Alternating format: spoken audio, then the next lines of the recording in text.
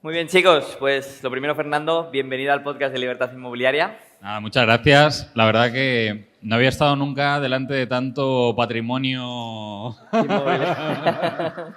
inmobiliario. Pues sí, yo tenía ganas de entrevistarte y dije, ostras, qué mejor momento que traerte al evento que hacemos para hacerlo en directo y que también ellos directamente luego. Primero vamos a hacer una primera parte donde tengo aquí unas preguntas preparadas. También quizás surja algo de debate y luego pues ya que pregunten lo que quieran. Pero tenía especial interés en traerte porque, bueno, aquí hablamos principalmente de inversión inmobiliaria y es cierto que a veces pues, nos dejamos llevar y parece que solo existe la inversión inmobiliaria y realmente hay mucho más fuera y creo que el debate, el ver otras formas de inversión, el ver otras alternativas, pues es enriquecedor para que, bueno, que tengamos en cuenta todo lo que pueda haber y que luego ya cada uno decida con sus pros y sus contras en función del momento en el que esté y de lo que busque y que decida. Pero tú pues, tienes una visión más amplia y eso me gusta mucho. Me gusta también traer al podcast gente que hable de otros temas.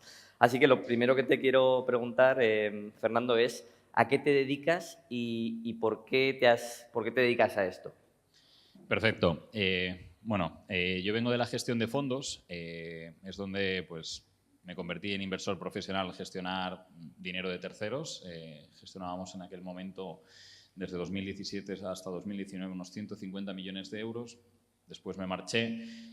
Yo soy de Mallorca, pero pasé mi vida, parte de ella, en Madrid y volví a la isla porque, bueno, no sé si hay aquí alguien de Mallorca, pero nuestra roqueta nos tira mucho.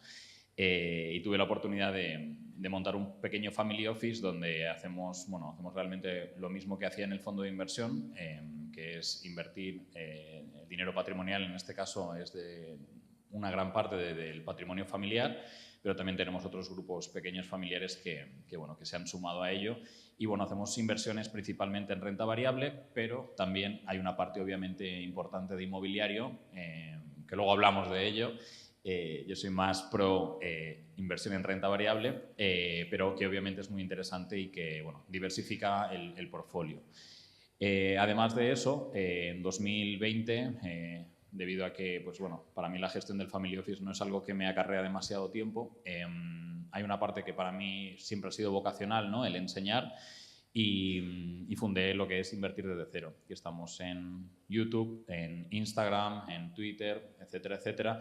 Y bueno, desde ahí compartimos ese conocimiento, al igual que lo puedes hacer tú, y que te decía que pues, es maravilloso, ¿no? Ver a 700 personas que de algún modo te tienen mucho cariño porque has podido impactar positivamente en sus vidas, ¿no? En esa educación financiera, y que en mi caso también pues tengo una maravillosa comunidad. En mi caso no solo son de España, sino que también pues, todo el mundo de habla hispana, porque para nosotros una diferencia que hay entre la inversión inmobiliaria, como a lo mejor vosotros la conocéis, y la inversión en bolsa, es que la inversión en bolsa realmente pues, es comprender los tres estados financieros de una compañía y saber obtener cuánto vale la empresa.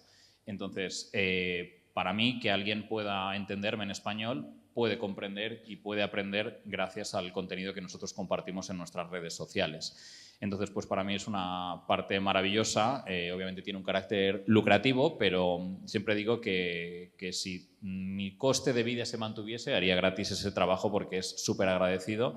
Al igual que tú hoy te debes sentir hiper agradecido de todos ellos, pues el poder ver una comunidad que está continuamente agradeciéndote el contenido que compartes. Pues sí, así es, Fernando, totalmente, comparto totalmente ese sentimiento y es muy guay. Fernando, te quería preguntar, ¿cómo llegaste tú al mundo de las inversiones? ¿Cómo llegaste al mundo del fondo de inversión, incluso a interesarte inicialmente por las inversiones? ¿Cómo llegaste a todo ese mundo? Sí, yo desde bien niño, yo vengo de una familia que siempre se nos ha promulgado el emprender, el ver el dinero de una forma diferente de cómo nos educan en el colegio, ¿no? Intentar hacer que ese dinero trabaje para nosotros, y desde bien niño pues siempre me había picado la curiosidad acerca de la inversión, ¿no? Desde todos los ámbitos. Mi familia, desde un punto muy tradicional, pues siempre habían hecho inversión inmobiliaria, pero bueno, no sé por qué a mí me picaba un poco más otras cosas.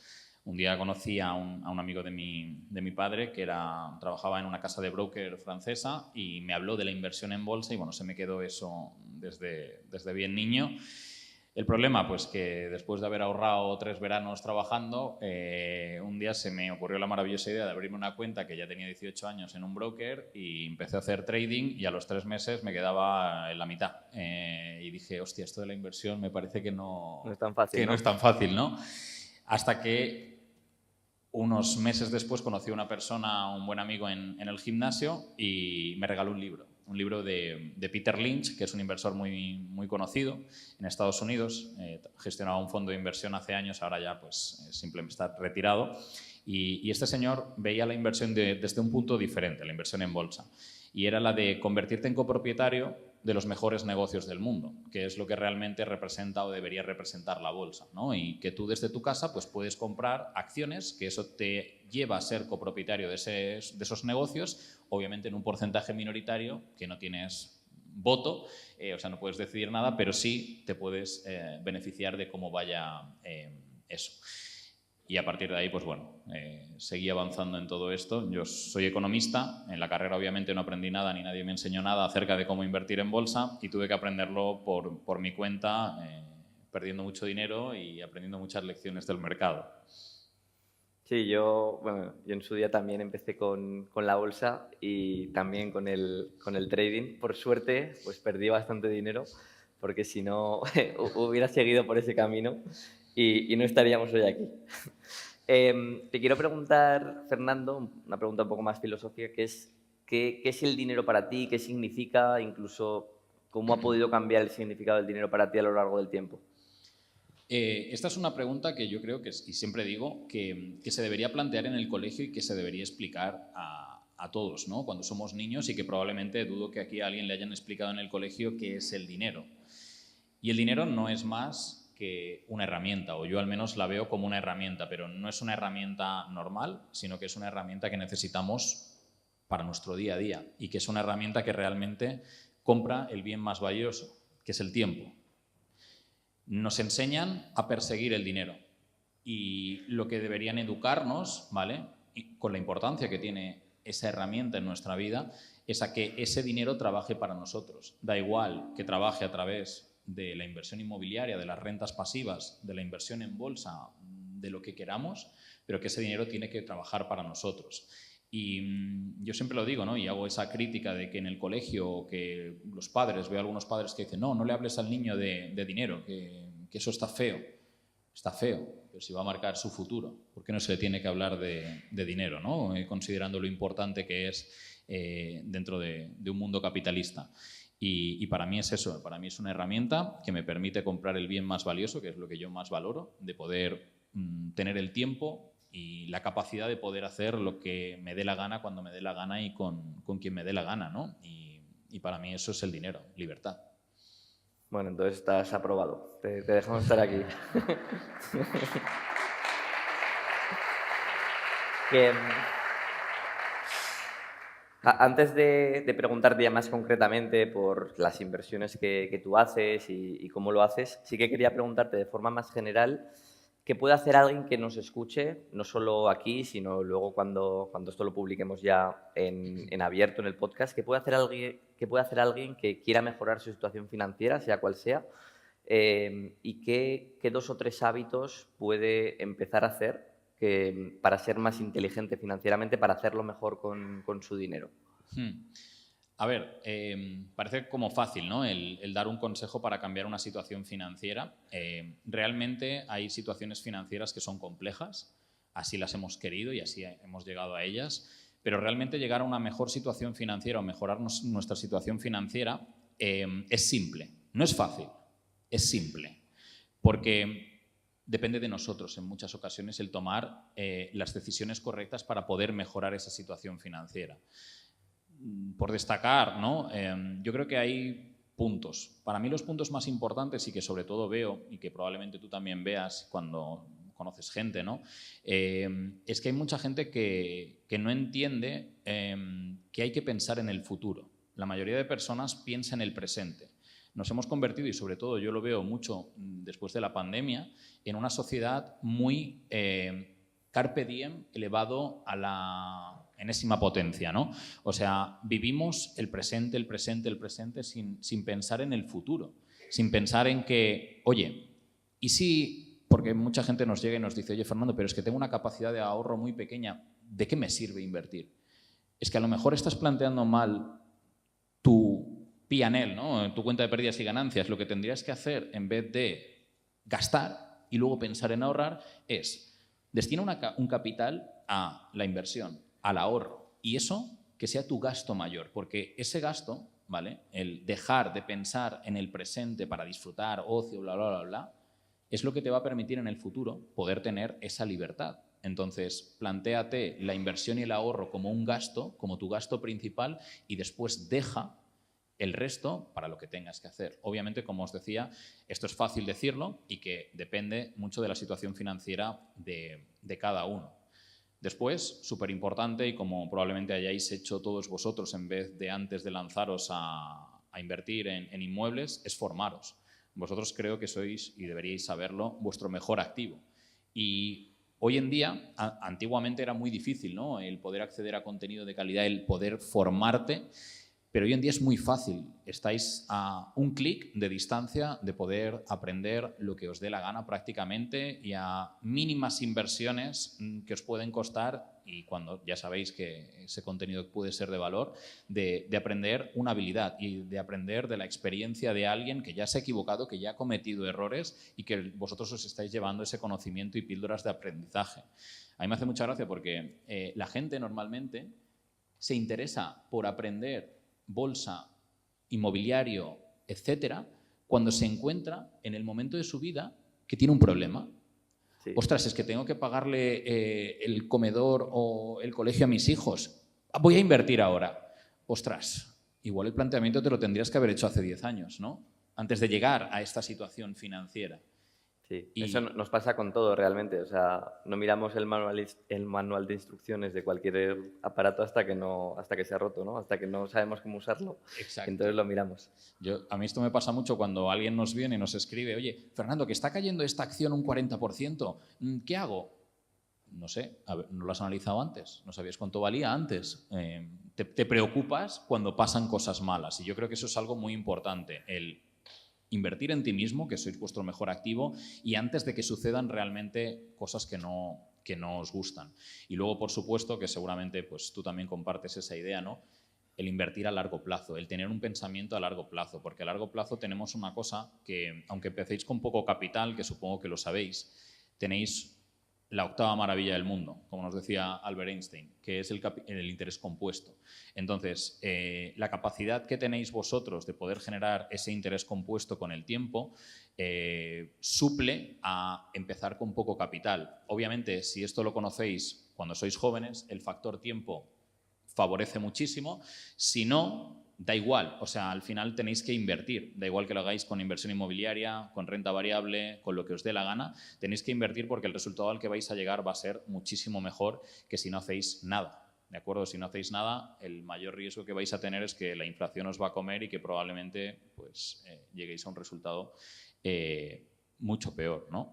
Entonces, yo creo que a modo resumen, plantear la inversión y el ahorro como un gasto. Sí, lo del concepto un poco de págate a ti primero, que sea una factura más, ¿no? Exacto. Invertir en ti mismo, comprender que eres tu mejor activo y que tienes que estar formado porque eso te va a evitar cometer errores, y luego pensar en el largo plazo. Aquí nadie se va a hacer millonario mañana, y si alguien se cree que tiene el método para hacerse millonario, no os lo va a contar. Se hará millonario él y ya está. Qué bueno. Bueno, antes de preguntarte ya más sobre en qué inviertes, cómo lo haces, tengo curiosidad por saber quiénes de los que estáis aquí invertís en bolsa. ¿Vale? Yo creo que la mayoría. Sí. Bien, bien. Estaba un poco preocupado antes Fernando porque decía, ostras, a ver si voy a venir yo aquí a contar algo, alguna inversión que aquí todo el mundo invierte en pisos, es una secta de inversión en pisos, y voy a tener que salir por la puerta de atrás para que te quedes tranquilo. Hombre, claro, digo, me mete aquí en una encerrona que vengo desde Mallorca y aquí a que me abucheéis y digo, hostia, tío. Entonces, Fernando, la siguiente pregunta es precisamente esto. ¿En qué inviertes? ¿Por qué lo haces así? Y oye, si nos das una pequeña masterclass extiéndete el tiempo que quieras, de cómo lo haces, cómo es el método, digamos, para invertir en lo que inviertes. Venga, os voy a contar el método secreto para hacernos millonarios. Mirar qué sencillo es. Yo invierto en todo aquello que soy capaz de comprar, ¿vale?, a un precio que es considerablemente inferior a su valor, ¿vale? En todo aquello yo invierto. Probablemente vosotros también lo hagáis en la inversión inmobiliaria, ¿no? Imaginaros dos adosados juntos. Nosotros compramos hoy uno, 600.000 euros. Y vuestro vecino, es que tengo precios de Mallorca, perdón,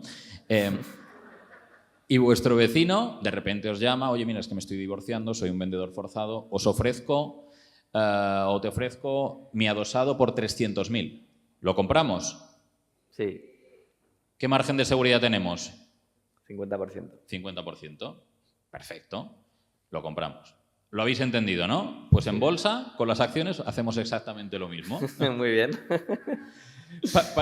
Parece muy fácil, ¿no? Pues realmente es tan fácil como eso. Lo único que requiere de unos conocimientos. Tienes que entender contabilidad. Esto no es, oye, me voy a comprar la acción porque es que aquí hay un soporte, una resistencia, ahora va a rebotar. Eso, lo siento, yo no lo comparto, ¿vale? Yo comparto el analizar un negocio, el saber cuánto vale gracias a sus fundamentales. Antiguamente los negocios se valoraban por lo que valía su equity, su patrimonio neto, ¿no? Y se aplicaba un múltiplo. Voy a intentar haceros un pequeño resumen. Imaginaros, vamos a poner un ejemplo, ¿vale? Volvemos a un ejemplo mundano, un restaurante. Yo os digo, imaginaros, oye, el restaurante que nos ha traído hoy las pizzas, vale 1 millón de euros, ¿vale? Os digo, ¿queréis comprar el restaurante por 1 millón de euros? Depende. Eso ya me gusta más, depende. ¿De qué? ¿De lo que gana? ¿De lo que factura? A nadie le importa lo que factura, ¿no? ¿Cuánto le queda en el bolsillo a estos señores? Le quedan 500.000 euros. ¿Compramos? Sí. ¿Por qué? Porque en 2 años lo has recuperado. Muy bien. Esos 2 años, o ese 2, es el múltiplo, ¿vale? Hemos aplicado un múltiplo de 2 veces sus beneficios. Perfecto. ¿Es caro? ¿Es barato? Depende. Si pudiésemos saber que vosotros, por ejemplo, en el sector inmobiliario podéis calcular el metro cuadrado de una zona para tener una referencia de si realmente estáis pagando un precio justo o no por ese inmueble, por ejemplo. Hay otros factores. Bueno, en bolsa lo que hacemos es estimar a cuánto cotiza una acción en base a el precio, ¿de acuerdo? Que el precio puede ser el propio precio de la acción o su capitalización, y lo dividimos entre el beneficio, ¿vale? En caso de que cojáis la capitalización, y si cogéis el precio por acción, será el beneficio por acción. Y eso nos da un múltiplo, ¿vale? Entonces, por ejemplo, os pongo un ejemplo simple. Hoy Meta, ¿vale? Meta es la compañía que probablemente todos utilicéis sus aplicaciones, Instagram, Facebook, WhatsApp, etcétera. Meta hoy cotiza a un múltiplo de 25 veces, ¿de acuerdo? Entonces, ¿es caro? ¿Es barato? Lo que nosotros hacemos es estudiar históricamente a lo que ha cotizado y miramos competidores que realmente sean negocios similares para intentar buscar esa relatividad del múltiplo. Entonces, hoy Google, una compañía que realmente, porque tanto Meta como Google son compañías que se dedican a la publicidad digital, aunque parecen redes sociales, son las mayores compañías de publicidad digital del mundo. Google cotiza por X razones, ¿vale?, a unas 19 veces, cuando históricamente ha cotizado, igual que Meta, a 25. Si yo hoy compro acciones de Google, estoy pagando 19 veces, ¿vale? Pues vosotros diréis, ¿y qué?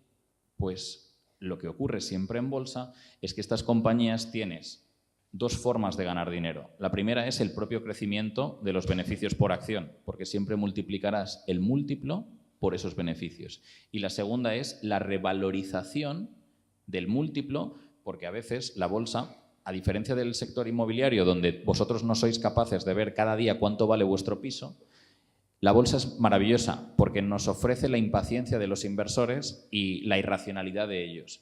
Y muchas veces el mercado, por unos malos resultados trimestrales o porque han decepcionado en las expectativas, hacen que las acciones caigan. El múltiplo se vuelve más atractivo, tú compras cuando el múltiplo está atractivo, te esperas porque eres inversor a largo plazo de los mejores negocios del mundo y esperas que el múltiplo aumente porque aumenta, ¿vale? Tendría que explicaros y poneros cosas aquí, pero Carlos no me ha dejado. Entonces, volverías a su media histórica y tienes dos revalorizaciones. Una por expansión de múltiplo, ¿vale? Como si la casa que hemos comprado por 300.000 la vendemos por 600.000, y otra por el propio crecimiento de los beneficios que nos darían también rentabilidad. Entonces, eso es lo que intentamos hacer cuando invertimos en bolsa, o al menos de la forma que nosotros lo vemos, que es pues como nos ha enseñado Warren Buffett, ¿de acuerdo? Que seguro que os suena, y no es nada complicado. Ahora, no es una cosa con la que te vas a hacer millonario mañana, ni muchísimo menos, pero sí que es verdad que eres capaz de poder canalizar tu ahorro invirtiendo en los mejores negocios del mundo. Que yo es lo que siempre digo, hay mucha gente que se siente atraída por invertir en compañías exóticas o compañías pequeñas, y eso realmente, y os lo dice alguien que se ha dedicado a gestionar un fondo e invertir en compañías pequeñas, que lleva muchísimo tiempo, y una persona como vosotros, que probablemente tenéis vuestro trabajo, familia, etcétera, no vais a tener el tiempo suficiente para poder dedicarle a invertir en compañías pequeñas.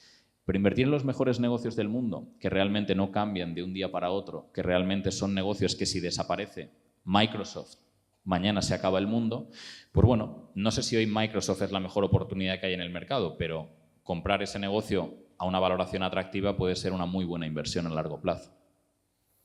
Qué bueno, pero no es una recomendación, ¿no? No. Vale, antes de pasar a otro tema, que te quiero preguntar pues, por tu opinión sobre el inmobiliario, etcétera. Pero antes de esto, bueno, yo o sea, veo que tiene sentido lo que tú comentas.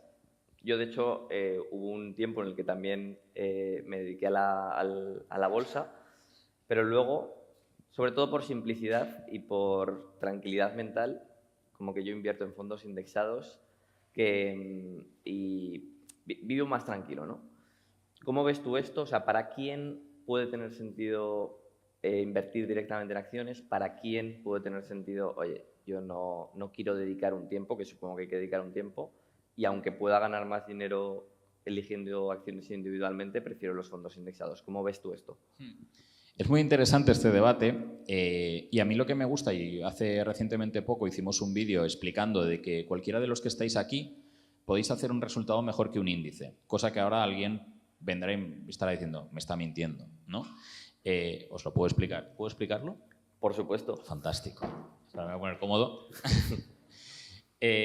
No, de verdad. Realmente todos los que estáis aquí, el simple hecho de decir, oye, voy a optar por indexarme a un MSCI World, a un SP500, a un Nasdaq, lo que queráis, es una maravillosa decisión, ¿de acuerdo?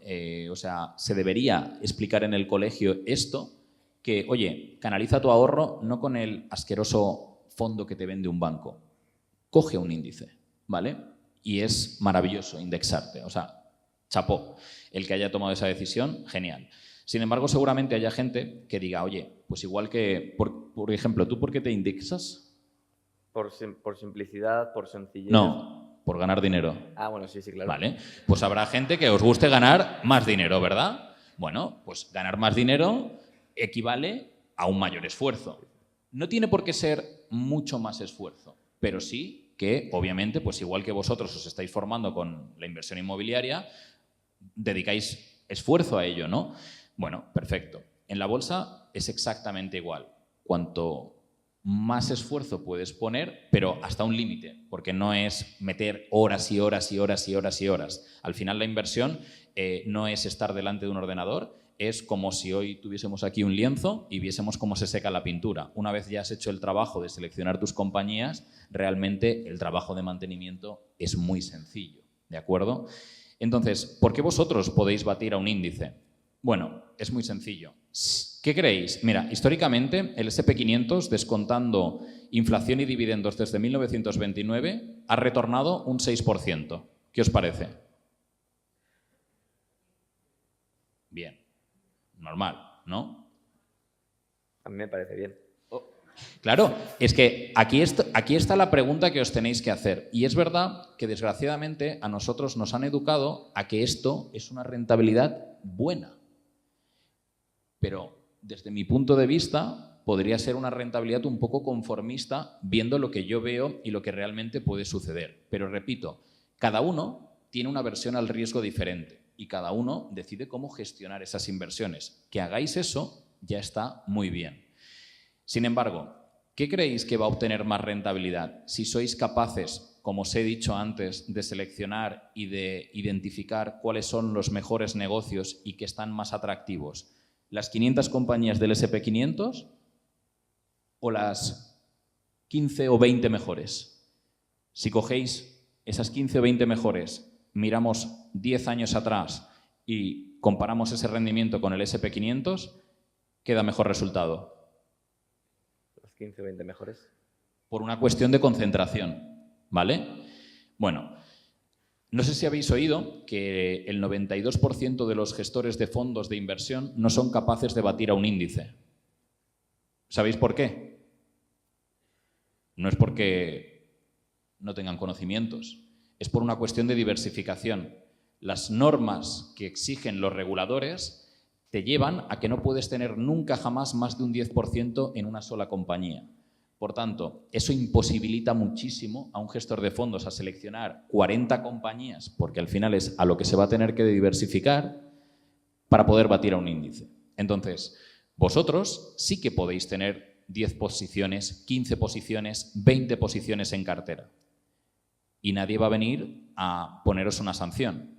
Y aquí alguien me dirá, pero Fernando, tiene mucho más riesgo tener 20 compañías que no estar indexado en un S&P 500. ¿Seguro? Es falso. Y esto hoy os traería un paper académico, pero no lo tengo, ¿vale? Entonces queda ahí en... Está en YouTube. Está en YouTube. Ese paper explica cómo... Cuando tú construyes una cartera de inversión, hay dos tipos de riesgos. El riesgo no sistémico y el sistémico. El sistémico hay que joderse, porque es para todos, ¿vale? O sea, es el del mercado. Todos tenemos el mismo riesgo. Resulta que a partir de 20 compañías, el no sistémico es el de tu propia cartera. Entonces, el riesgo no sistémico, a partir de 20 compañías, es exactamente el mismo que si tienes 1000. Por tanto, más acciones, lo único que hace es diluir tu resultado, no reducir el riesgo. Warren Buffett dice una frase que a mí me encanta y dice que la diversificación es la protección contra la ignorancia, porque si tú te diversificas para intentar reducir el riesgo, es porque no sabes lo que estás haciendo. Yo si tuviese una cartera de 40 acciones, no tendría la misma convicción en la que es la top 1 que en la 40. Si soy un gestor de fondos, estoy obligado a ello. Si soy un inversor particular, tengo 12 compañías en cartera.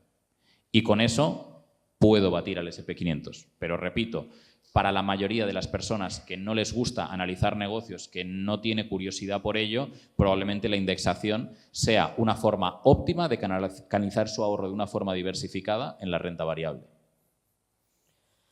Genial, Fernando. Quería pasar ahora al tema inmobiliario y es, ¿qué opinas tú sobre la inversión inmobiliaria? ¿Qué te gusta de la inversión inmobiliaria? ¿Qué es lo que no te gusta? Vale, yo como os decía, mi familia pues, ha invertido desde siempre en inversión inmobiliaria y yo lo he visto desde bien niño. Mi padre no tenía estudios y cometió un grave error que probablemente vosotros no cometéis porque tenéis a Carlos y seguramente hayáis estudiado mucho. Y es que para mí la inversión inmobiliaria, sobre todo aquí en España, tiene una virtud y es el apalancamiento. Entonces, gracias al apalancamiento, cosa que en la bolsa el apalancamiento no debe existir, vosotros tenéis una ventaja muy importante. Hay una serie de virtudes que pueden ser muy buenas para la inversión inmobiliaria y que te permiten generar esos rendimientos pasivos que al final, pues, acumulación de activos y rendimientos pasivos es una forma maravillosa de alcanzar. A mí no me gusta hablar de libertad financiera porque está muy prostituido, pero sí esa tranquilidad financiera. Y me parece algo muy interesante. Respeto la inversión inmobiliaria, me encanta, pero en mi caso particular es algo que aunque tengo, cada vez intento quitármelo de encima, pero me lo quito de encima porque, a diferencia de probablemente muchos de vosotros, yo sé que algún día no terminaré aquí. Y para mí el inmobiliario ese día podría ser un lastre fiscal. Entonces, como no sé cómo va a ir nuestro país y como algún día con las acciones puedo hacer así y me marcho, pues bueno, la inversión inmobiliaria la veo desde un poco la barrera y, como te digo, en el Family Office tenemos bastante inmobiliario y por mi parte no tengo más. Me siento más cómodo con las acciones porque al final la gente ve las acciones como algo intangible, pero son negocios que tú visitas, que existen, ¿no? Bueno, podrían incluso ser negocios inmobiliarios. Puedo invertir en REITs en Estados Unidos, etcétera. Sí, o sí. sea, tú puedes diversificar en ese sentido como tú quieras. Y ya os digo, para mí la inversión inmobiliaria me parece súper interesante. También es cierto que yo vengo de Mallorca, no sé si hay alguien aquí de Mallorca, pero los precios en Mallorca pues no tienen nada que ver y lo de las oportunidades de inversión como que allí no existen mucho, sobre todo por rentabilidades. Sí que puede existir alguna oportunidad de inversión, pero la capacidad que tienes que tener para invertir no le veo el sentido, ¿no? ¿Y tú, Fernando, vives en una casa de alquiler o en propiedad? Yo de alquiler. O sea, me parece uno de esos anclajes que tenemos desde niños, ¿no? Que nos hacen creer que tenemos que tener cosas en propiedad. Y lo que tenemos, oye, podemos tener en propiedad, pero habrá que analizar la rentabilidad de ello, ¿no? Habrá que analizar si el coste de oportunidad que me supone desembolsar una casa me compensa. Yo calculo la rentabilidad de ese alquiler y digo, jolín, me tiene que ir muy mal para que no lo consiga hacer con la bolsa, ¿no? Y no tengo que anclar todo ese capital. Total, sí, coincidimos en ese punto. Antes de dar el micro al público y que puedan preguntarte lo que quieran, sí que hay una cosa que quiero que, si te apetece compartir, yo cuando nos conocimos en Madrid, que estuvimos comiendo, me contaste cómo fue tu trayectoria inmobiliaria con un tema en Mallorca que me pareció fascinante. Entonces, si puedes compartirlo, me pareció muy chulo. Sí, os cuento una pequeña historia porque, bueno, ha habido como un impasse cuando os he estado contando desde que me gustaba la bolsa, perdí dinero con el trading y luego llegué a un fondo de inversión, pues bueno, había ahí un importante impasse. Yo empecé trabajando en banca privada, en la parte de gestión de fondos, haciendo carteras a clientes, etcétera. Pero realmente, pues bueno, no sé si hay alguien que trabaje en banca o en esa parte patrimonial, pero hacíamos mucho de coach de las personas. Entonces me vino un señor que era cliente mío y él, pues bueno, se estaba divorciando. Y pues tenía, bueno, yo intentaba venderle fondos que me obligaba mi jefe y él intentaba contarme su vida a ver si podía darle consuelo de lo que le estaba sucediendo. Entonces él estaba en un punto donde económicamente le iban a pegar una leche brutal y él era justamente director de uno de los mayores turoperadores de Baleares. Y él tenía una serie de información bastante interesante porque él estaba en contacto con la mayoría de hoteles, tanto grandes como pequeños, que había en la isla. Y él sabía, porque no sé si conocéis un poco el mercado balear ahora ya ha cambiado por completo, pero esto os hablo de hace bastantes años, era un mercado muy opaco, porque ahí, pues claro, yo antes te decía, yo soy forasté, porque mis padres son de Andalucía, pero yo nací ahí, lo que pasa que son un poco... Cerrados. Sí. Entonces yo soy forasté, pero bueno, me camuflo bien, sé hablar mallorquín y tal y puedo disimular. Entonces, pues bueno, como os decía, al principio no llegaban fondos de inversión que pudiesen llegar a los hoteles. Era difícil y era gente muy reacia a vender. Sin embargo, hubo un momento de cambio generacional donde los que poseían los hoteles se lo dejaban a sus hijos porque ya se retiraban y ya no querían más. ¿Qué pasa? Muchos de esos hijos eran médicos, arquitectos, vivían en Madrid, ya no estaban en Palma y lo último que querían era la gestión de un hotel. Era como un infierno, ¿no?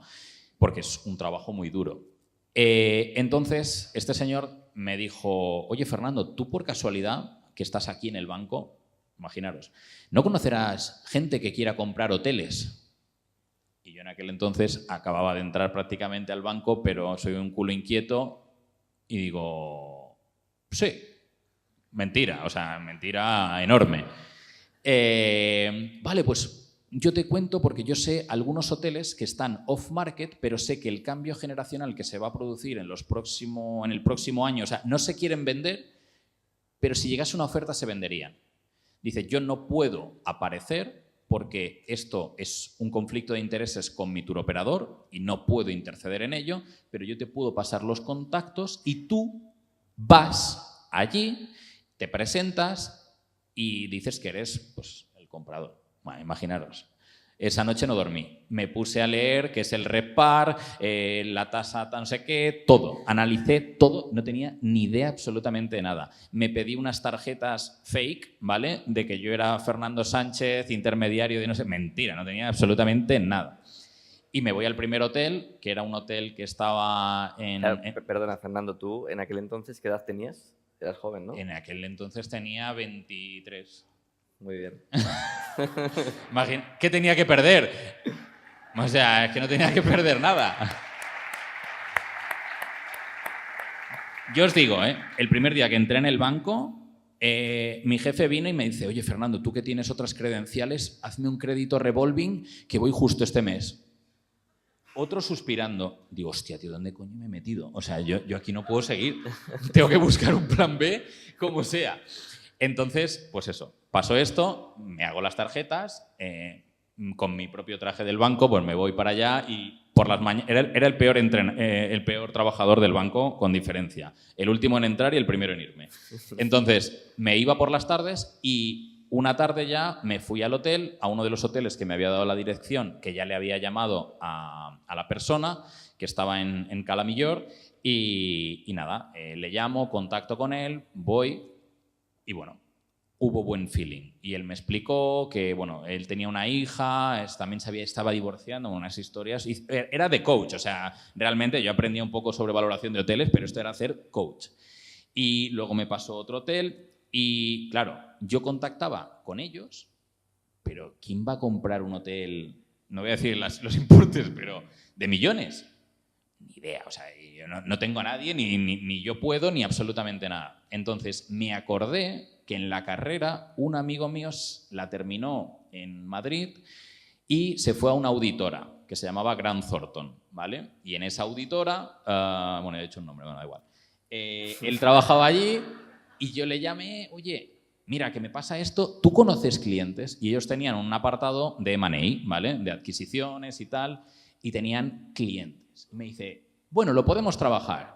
Imaginaros, yo otra noche que no dormí, ¿sabes? Yo ya con mis sueños húmedos. Entonces, bueno, visitas y al final conseguimos que había un comprador y se ponen en contacto. Esto, o sea, os estoy hablando y transcurren meses, no penséis que esto es fácil. Y finalmente se alinean los astros y se vende el primer hotel. Yo callado en mi casa, porque vivía con mis padres entonces.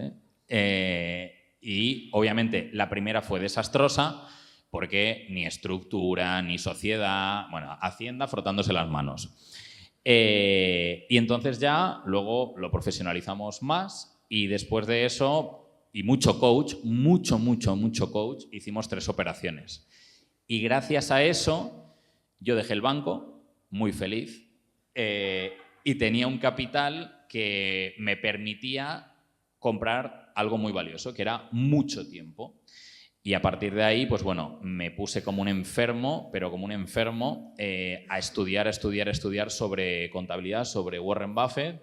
Y bueno, lo que hice fue mandar un currículum en vídeo explicando una tesis de inversión a 2 fondos de inversión y uno me contrató. Y luego, pues, estoy aquí. Hasta hoy.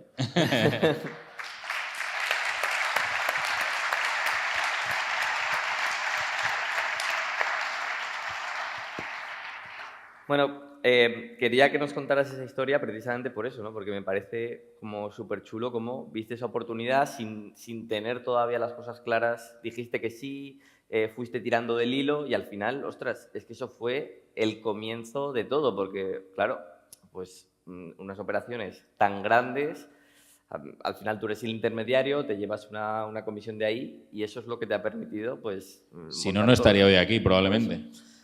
Muy bien, genial, Fernando, pues muy chula la historia.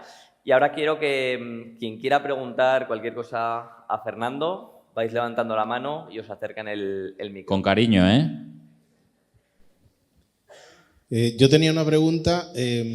Yo realmente soy un poco alejado de la parte de los fondos, no al riesgo porque invierto en criptos, pero la parte de los fondos nunca me ha quedado clara y nunca me he querido meter. Pero yo pregunto, ¿cómo haces con esos casos que han ocurrido de empresas que cambian los números, que dan números que no son reales y que eso se destapa a los 2, 3 años cuando de pronto hay un quiebre y entonces se descubre que es que había una empresa o 2 o 10 empresas que no estaban emitiendo la información correcta a la hora de estudiar esas empresas en las cuales quieres invertir? Vale, uno de los matices que yo hago... Espera, no te lleves el micro, que tengo una pregunta para él. Uno de los matices que yo hago es que nosotros, y sobre todo que aconsejamos a nuestros seguidores, alumnos, etcétera, es que inviertan en los mejores negocios del mundo, ¿de acuerdo?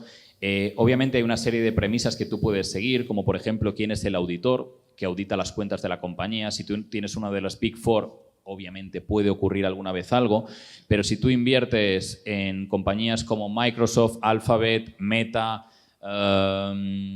McDonald's, Visa, Mastercard, no te vas a encontrar un fraude. Si empiezas a comprar compañías pequeñas que no conoce ni Dios en Hong Kong, en mercados exóticos, puedes llevar a... Más que comerte un fraude, no suele haber fraudes contables, hay pocos. De los más recientes aquí en Europa fue Wirecard. Bueno, aquí en España la de Grifols no se queda atrás, pero son casos muy aislados y que realmente, cuando tú analizas la contabilidad y los datos fundamentales, eres capaz de prever alguna cosa.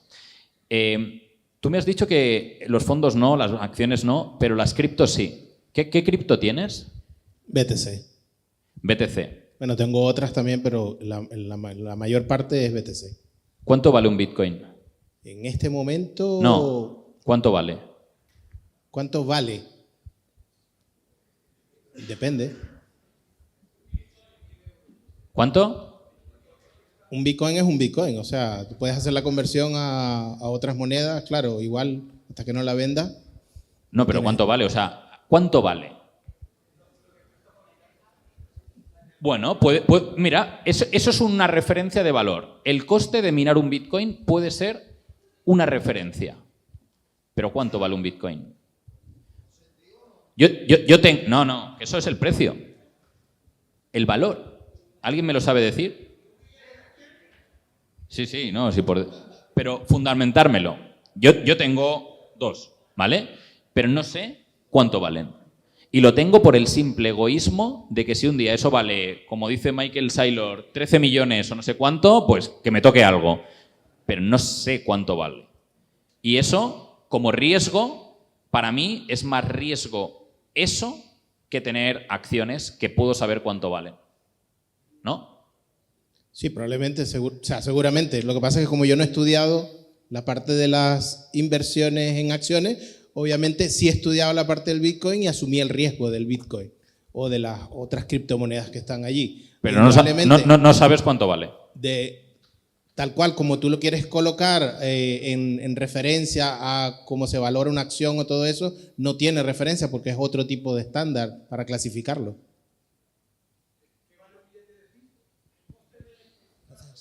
El valor que nosotros le damos.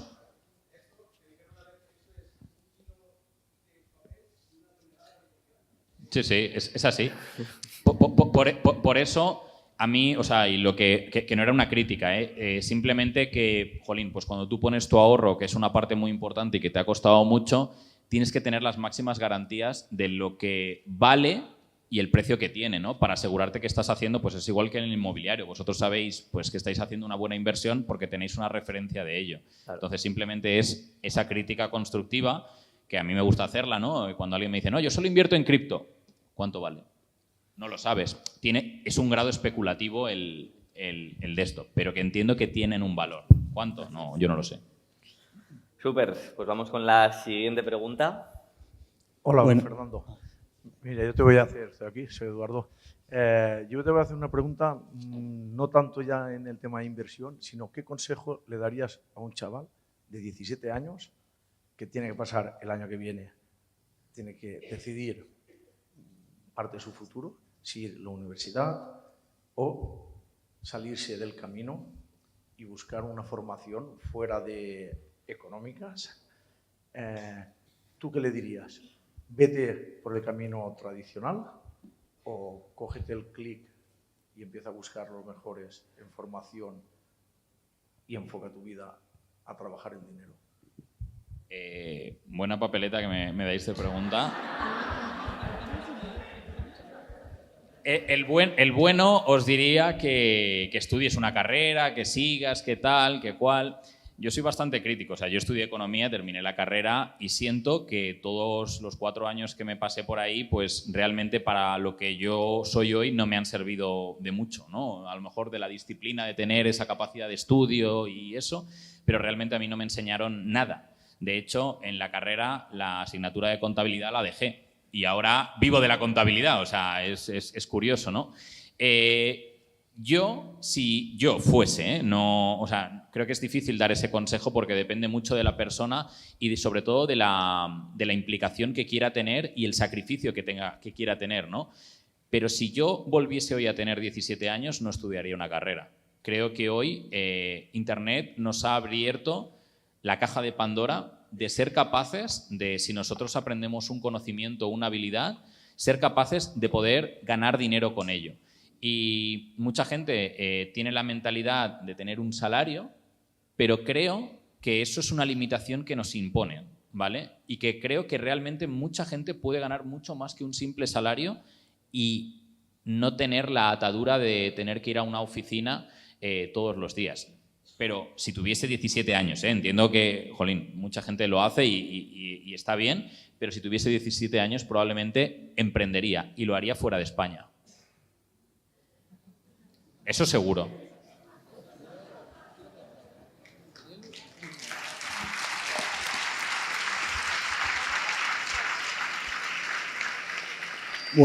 Buenas.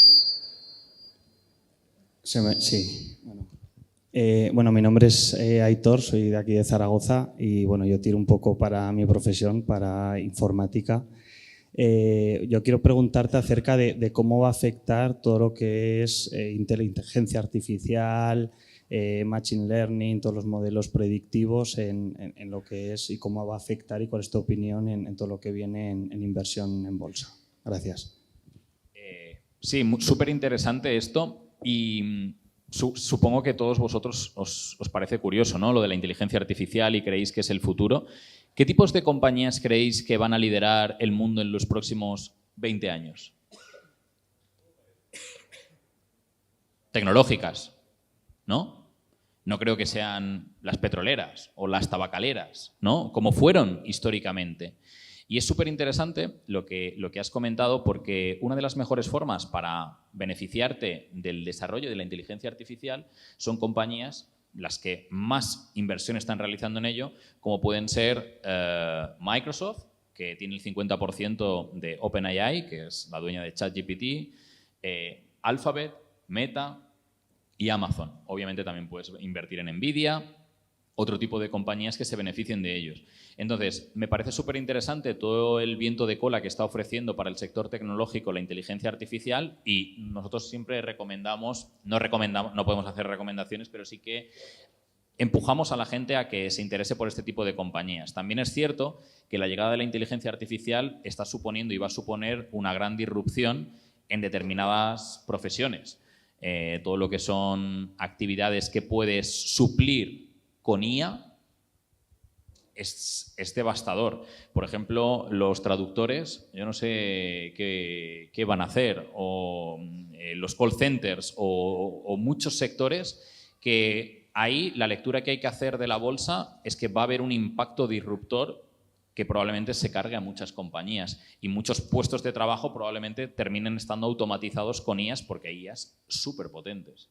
Entonces, hay dos vertientes, la que te puedes beneficiar apoyándote en los negocios que están invirtiendo y que son líderes y los que van a verse damnificados y que realmente ya se están viendo en sus cotizaciones y fundamentales. Muy bien. Hola, buenas. Bueno, lo primero, enhorabuena por todo lo que estáis haciendo los dos. Y mi pregunta sería, si tuviésemos que hacer una cartera de, pues, ¿cuáles serían a lo mejor 5?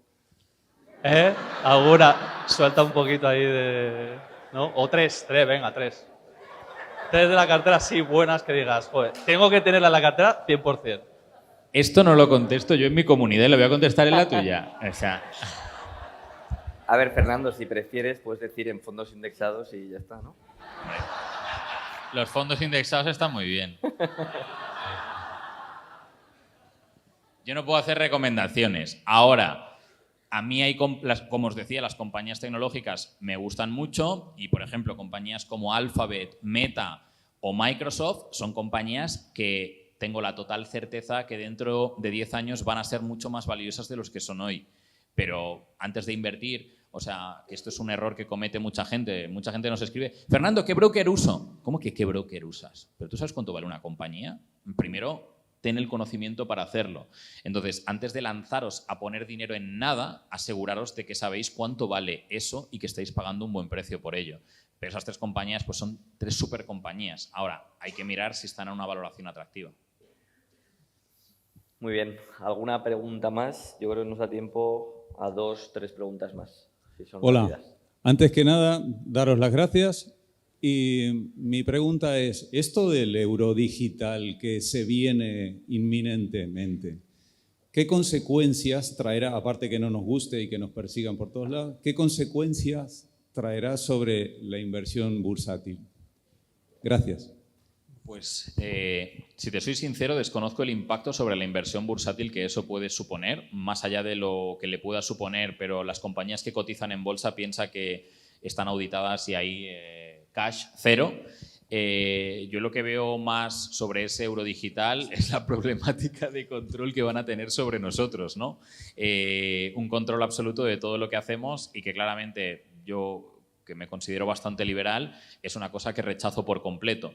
Entonces, por eso os digo que la inversión inmobiliaria, en mi caso, que sé que me voy a marchar de aquí algún día, pues podría ser complejo. Pero desconozco si va a tener, que yo sepa, no he oído nada de un posible impacto negativo sobre lo que serían las acciones en bolsa. No lo sé. Y a ti, Fernando, sobre esto, que si te preocupa tanto un poco esa privacidad, precisamente el Bitcoin, que más allá de que sea interesante o no como inversión, el hecho de que sea algo pues, que está un poco paralelo al sistema, que es inconfiscable si lo has comprado de forma anónima, ¿eso no te llama la atención?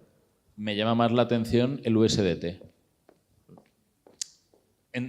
Me apasiona el Bitcoin, o sea, la idea de Bitcoin me apasiona, pero desde mi punto de vista, que necesito saber cuánto vale, como no lo puedo estimar, me cuesta poner una suma de capital importante dentro de mi patrimonio de eso. Si supiese cuánto vale, hay claro. Un señor que podéis buscar la compañía, se llama MicroStrategy, que su negocio estaba muerto y este señor lo que hace es ampliaciones de capital para comprar Bitcoin. Y es una estrategia que, bueno, es una locura, es volatilidad máxima, pero el año pasado, por ejemplo, esta compañía subió un 500% en bolsa porque es como una apuesta apalancada al Bitcoin. Y pues no sé cuántos millones de Bitcoins. No, tienen 500.000 Bitcoins en el balance. Wow. Y él cree que el Bitcoin, no sé cuánto dijo la última vez que iba a tener de valor, pero claro, no sé en qué se fundamenta y, bueno, si le sale bien es un home run, la saca del estadio. Entiendo entonces que tampoco inviertes en oro, tampoco sabes cuánto, o el oro sí que te gusta más. No, o sea... Lo mismo, ¿no? Que no sabes cuánto vale. No, o sea, el oro es un activo refugio que, por ejemplo, este año lleva un rendimiento increíble, pero históricamente, si vosotros cogéis el rendimiento del oro y lo comparáis con acciones, es muy pobre. Entonces, sí, me gusta el oro, pero el oro tiene un problema. ¿Cómo lo mueves? Para eso hay otro tipo de inversiones alternativas que también son o pueden ser metales preciosos, que pueden ser, por ejemplo, relojes. Y los relojes te los llevas puestos en una muñeca y nadie te dice nada. Puedes llevar uno en el tobillo, otro... Yo pienso en irme. Y si me voy con los lingotes, corro poco. Pero hay ETFs de oro físico que lo replican y está bien. Tomamos nota. Chicos, 2 preguntas más e iremos al descanso. Hola, buenas tardes. Soy Carlos. Oye, quería preguntarte, estás hablando de tener conocimiento para hacer inversión en bolsa y demás. ¿Qué nos puedes recomendar como formación? Creo que te he oído decir que tú tienes algún curso en... Gratis. La semana Gratis. pasada hice un curso gratis. Hacerlo. Está en mi página, en el canal de YouTube. Son, ¿cuántas horas? 10 horas gratis. Ajá. Hacerlo. Vale, pues... Invertir desde cero. Sí. Es gratis, gratis, gratis. No quiero Vale. nada, gratis. Está ahí. Muchas gracias. Buenas, ¿se me oye? Fernando, yo soy alumno vuestro de Invertir desde cero, así que bueno, aprovecho para daros las gracias a ti y a parte del equipo y enhorabuena por todo el contenido de valor que hacéis. Y yo quería aprovechar para preguntarte, dentro de lo que es la gestión de carteras, en una cartera en la que haya componente de renta variable y bolsa y también inmobiliario, ¿qué porcentajes o qué rango, sí, qué pesos considerarías razonables o coherentes asignar a la parte inmobiliaria, teniendo en cuenta una cartera en la que también hay exposición a la bolsa?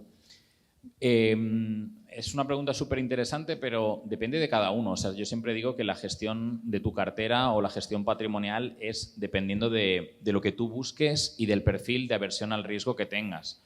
En mi caso, la parte inmobiliaria pues no representará más de un 15%, ¿no? Pero también es por mi percepción de cómo yo veo el mercado. Pero, por ejemplo, encontrar lo normal es que esté más invertido, que probablemente la parte inmobiliaria, y suponiendo el coste y el valor que puede tener, pues a lo mejor te represente pues eso, un 60-40, que ya está muy bien.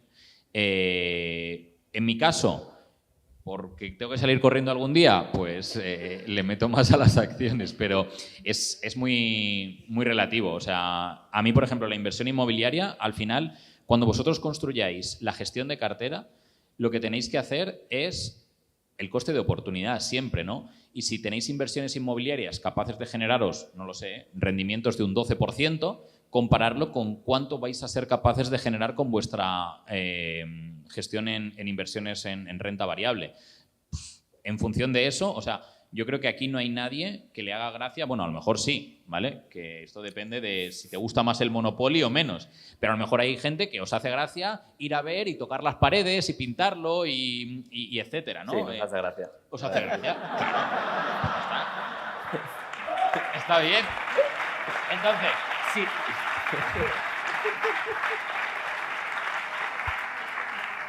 A mí me hace gracia abrir la cuenta del broker y lo veo. Y, cada uno nos regocijamos con nuestros amores, ¿no?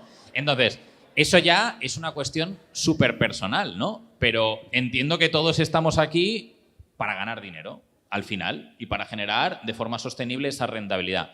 Pues bueno, hay que luchar contra el amor que sentimos por esos activos y la rentabilidad. Y construir en base de eso y en base a lo que tú sepas hacer, pues la cartera. Pero no hay una receta estándar para todos. Muy bien, pues una pregunta más. Sí, muchas. ¿Sí? Nada, muchas gracias por este nivel de friquismo en ambos lados. Y más que una pregunta, lo que es una petición. Y es que cuando termine Carlos de editar el podcast, si por favor puedes pasarle la presentación que no nos has dejado ver aquí, la enlaza en el YouTube y sería de agradecer. Muchas gracias. Está hecho. Sí. Eso.